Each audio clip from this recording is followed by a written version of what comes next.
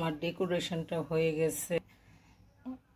মোমের জাবাতি বানাবো কিছু। এখন উপর দিয়ে চুমকি দিয়ে দিচ্ছি পুঁতি,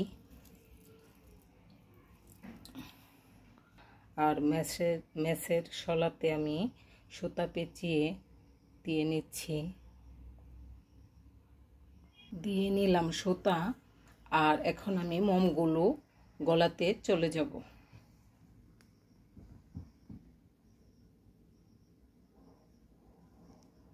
মোমগুলোতে একটু কালারের জন্য আমি একটা ভালো লিপস্টিক দিয়ে দিচ্ছি।